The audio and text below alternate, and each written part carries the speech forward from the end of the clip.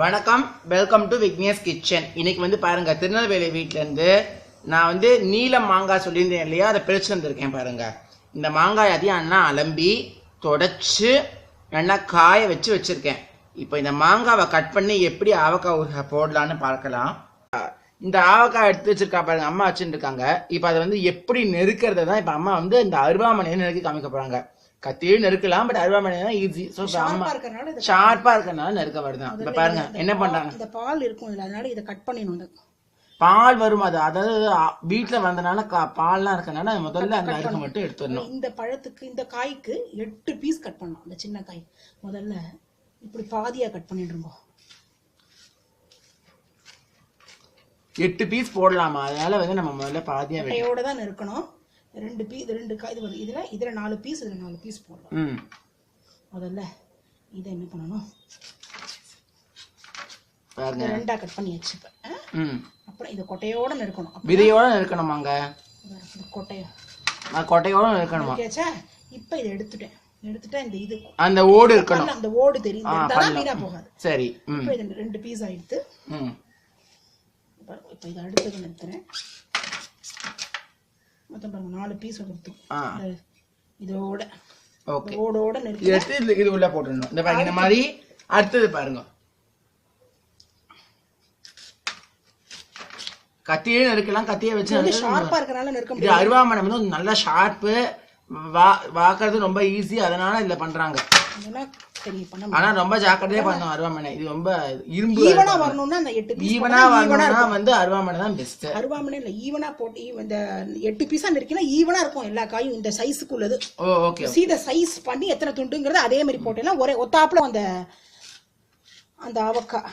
Right 8 piece ஆயிடுச்சு. இங்க பாருங்க இந்த மாதிரி நெருக்கிக்கணும். இப்போ இதை வச்சு எப்படி ஊறுகாய் போடணும்னு காமிக்கிறேன். இப்போ நம்ம வந்து இந்த ஆவக்காய் ஊறுகாய் போடுறதுக்கு ஒரு பதிர் பண்ண போறோம். அதாவது என்னன்னா, உப்பு, அப்புறம் வந்து கடுகு பொடி மற்றும் காரப்பொடி. இது அளவெல்லாம் அப்படி சொல்றேன் பாருங்க. 1 கப்பு கல் உப்பு எடுத்து வச்சிருக்கேன். நான் 1 கப்பு கல் உப்பு எடுத்து வச்சுருக்கேன்.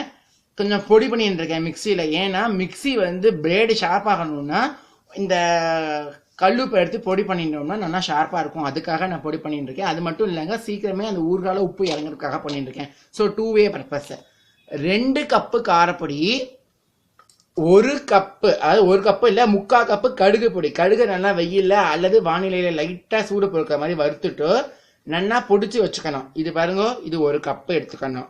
இப்போ என்ன பண்ணணும்னா இந்த 1 கப்பு கடுகு பொடி அண்ட் இந்த 2 கப்பு காரப்பொடி. காரம் எப்பவுமே வந்து நிறையவே போடணும், 2 பங்கு போடணும். எண்ணெய் வந்து இது பதிர் ஃபார்ம் ஆகிற வரைக்கும் பண்ணணும். இப்போ பாருங்க, இப்போ நான் 1 கப்பு எண்ணெய் விட்டுட்டு கலந்து எப்படி வருதுன்னு காமிக்கிறேன். இது தேவைப்பட்டுன்னா இன்னும் எக்ஸ்ட்ரா விட்டுக்கலாம்.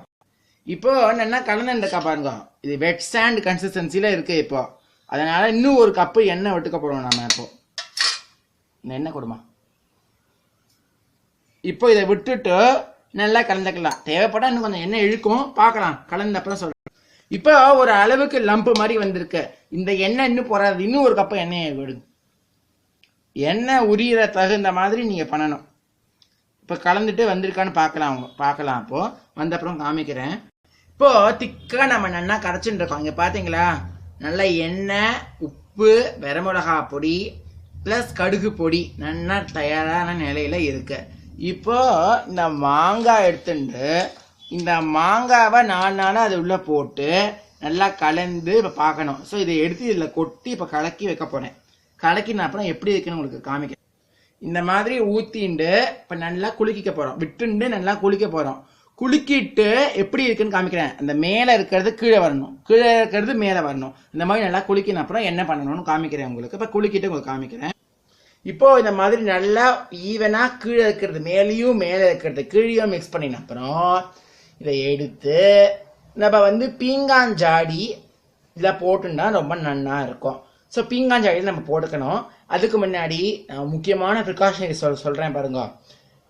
இந்த மாதிரி ஆவக்காய் போடுறா இருந்ததுன்னா செக்கில் ஆட்டின நல்லெண்ணெய், அதுவாவது மரச்செக்கில் ஆட்டின நல்லெண்ணெய் பண்ணால் அவ்வளோ வாசனையாக ரொம்ப நல்லா அமிர்தமாக இருக்கும் வாய்க்கு.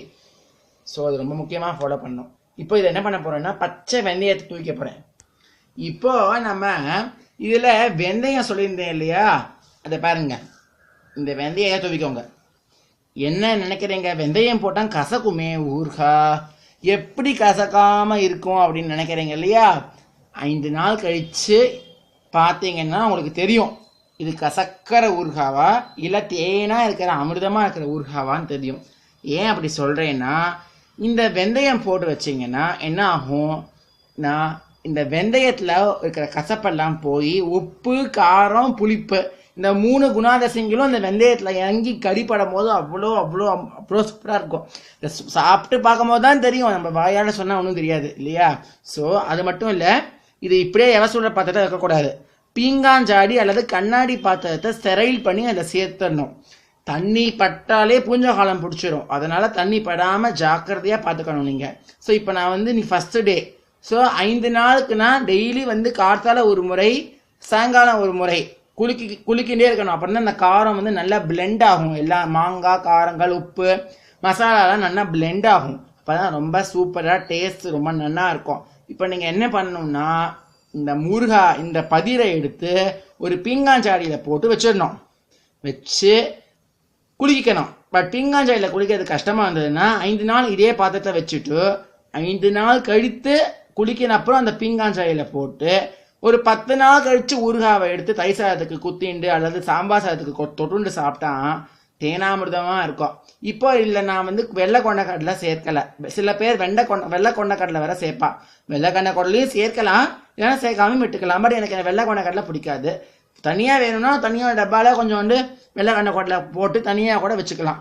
சரிங்களா?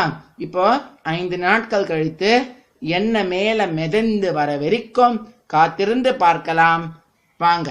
இப்போ பாருங்க, 5 நாட்கள் கழிச்சு பாருங்க, நல்லா வருது பாருங்க. எண்ணெய் மேல நல்லா மிதந்து வந்திருக்கு பாத்தீங்களா? இதுதான் கரெக்ட் ஸ்டேஜ். எவசலோட பாத்திரத்துலேருந்து ஷிஃப்ட் பண்ணி ஒரு பீங்காஞ்சாடி பாத்திரத்துக்கு மாத்திக்கணும். இந்த பீங்காஞ்சாடி எப்படி இருக்கு உங்களுக்கு காமிக்கிறேன் பாருங்க. இந்த மாதிரி ஒரு பீங்காஞ்சாடியில மாத்தி விட்டுறணும். ஏன்னா ரொம்ப நாள் வச்சுட்டோம்னு வச்சுக்கோங்க எவசலோட பாத்திரத்துல. எவசலோட பாத்திரத்துல இந்த உப்பு எண்ணெயின் சக்தினால ஓட்ட வந்துடும். ஊறுகாய் சீக்கிரமாக வீணாக போயிடும். அதனால கஷ்டப்பட்டு பாடுபட்டதெல்லாம் வீணாவிடும். அதனால நீங்க இந்த மாதிரி பீங்காஞ்சாடிக்கு மாத்திக்கணும். உங்களுக்கு தெரியணும் அப்படின்றதுக்காக மட்டும்தான் நான் இதை இந்த மாதிரி ஓப்பன்ல வச்சிருக்கேனே தவிர, இந்த மாதிரி பீங்காஞ்சாடியை நான் முதல்ல போட்டிருப்பேன். ஆனா இந்த வீடியோவை எடுத்து இந்த காமிக்கிறது உங்களுக்கு கஷ்டமா இருக்கும். ஏன்னா இருட்டா இருக்கும், எப்படி என்ன மிதந்துவதற்கும் தெரிஞ்சிருக்காது. அதனாலதான் உங்களுக்கு டெமான்ஸ்ட்ரேஷன் பர்பஸ்க்காக அப்படி வச்சிருக்கேன். உங்க வீட்டுல இந்த மாதிரி ஊறுகாய் போடணும்னு நீங்க நினைச்சீங்கன்னா இதுலயே ஸ்டார்ட் பண்ணி போடுங்க. ஆனா இது எப்படின்னா, நன்னாக வெந்நீர்ல அலம்பப்பட்டு ஒரு நாள் முழுக்க நன்னா காய வச்சு அதுல சுத்தமாக ஈரமே இல்லாத மாதிரி பரிசோதனை செய்து நன்றாக நன்னா சுக்கா தொடச்சு வச்சு அப்புறம் தான் ஊறுகாய் போட ஸ்டார்ட் பண்ணணுமே. நீங்க முதலே லைட்டா தண்ணி இருந்தா கூட கொஞ்சம் காலம் பிடிச்சிடும். ஸோ மிக ஜாக்கிரதையாக இருக்கணும். சுத்தமான கைகளை நன்றாக கழுவி அப்புறம் தொடச்சு இந்த யூஸ் பண்ற இந்த தோசை திருப்பி வச்சு நான் கலந்து விடுறேன் டெய்லி. இந்த திருப்பியை கூட அலம்பி தொடச்சு ஸ்டெரைல் பண்ணி தான் நீங்க இது உள்ள விடணுமே. பட் இது கூட நான் அட்வைஸ் பண்ண மாட்டேன். இது உங்களுக்கு காமிக்கிறதுக்காக ஈஸியா இருக்கும். மரக்கரண்டிய விட்டு தான் யூஸ் பண்றது தான் மேல். இந்த டிப்ஸ் எல்லாம் கண்டிப்பா ஃபாலோ பண்ணோம்னா ஆவக்காய் 1.5 வருஷம் ஆனா கூட கெட்டு போகவே போகாது. ஐ வில் சேலஞ்ச் யூ, கெட்டு போகவே போகாது. பட் இதெல்லாம் கரெக்டா ஃபாலோ பண்ணணும். இந்த பீங்காஞ்சாடியும் முக்கியம். அதுக்கு மர ஸ்பூன் வெரி வெரி இம்பார்ட்டன்ட். மூடி வைக்கும் போது ஒரு துணி, வெள்ளை துணியை வச்சு மூடி அதுக்கு மேலதான் மூடி வைக்கணும். ஏன்னா இந்த காற்று வழியாக மைக்ரோப்ஸ் எல்லாம் உள்ள போறதுக்கு நிறைய வாய்ப்பு இருக்கு. ஸோ அதெல்லாம் நம்ம ஜாக்கிரதையா பார்த்துக்கணும். ஸோ கண்டிப்பா இந்த டிப்ஸ் எல்லாம் உங்களுக்கு ரொம்ப யூஸ்ஃபுல்லா இருக்கும்னு நான் நம்புறேன். ஸோ கண்டிப்பா இந்த ஆவக்காய் ஊறுகாவை நீலம் மாங்காய், இப்ப வர சீசன்ல நீலம் மாங்காய் நிறைய வரும். நீலம் மாங்காய் வைத்து யூஸ் பண்ணி பார்த்தோம்னா ரொம்ப ரொம்ப டேஸ்டா சூப்பரா இருக்கும். ருமானி மாங்காய் கிடைச்சா கூட ரொம்ப நல்லது. கிடைக்கலன்னா நீலம் மாங்காய் யூஸ் பண்ணி பண்ணுங்க. நீலம் மாங்காய் தான் எதுக்குன்னா புளிப்பு ஜாஸ்தியா இருக்கிற மாங்காய் வச்சுதான் என்னைக்குமே ஆவக்காய் ஊறுகாய் போடணும். சரிங்களா? ஸோ கண்டிப்பா இந்த ஆவக்காய் ஊறுகாய் உங்க வீட்டில் ட்ரை பண்ணி பாருங்க. ட்ரை பண்ணி பார்த்துட்டு உங்க லைக்ஸ் அண்ட் கமெண்ட்ஸை போஸ்ட் பண்ணுங்க.